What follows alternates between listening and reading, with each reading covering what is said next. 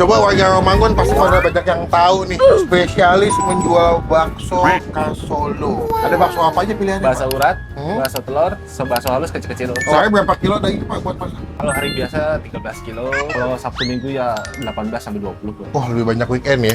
Tahun berapa Pak tadi jual Pak? 1980-an ya? Iya, 80-an. Berarti udah 40 Kurang lebih 40 tahun tahun ya. Pak, orang kalau kesini biasanya favoritnya pesannya apa? Biasanya bakso urat, kadang kalau misalnya tuh ya mix double sama telur. Tinggal tambahin boleh pakai mie atau Iya. pakai Bihun. Buka jam berapa Pak di sini? Jam 11 siang sampai jam 9 malam. Nanti apa TKP kita masukin di bagian kolom deskripsi. Guys. Oke, Bos.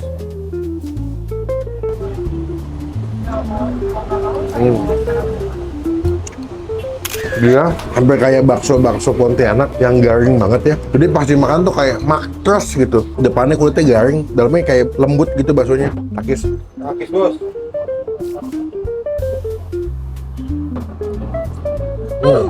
Takis. Oke, Bos. Hmm.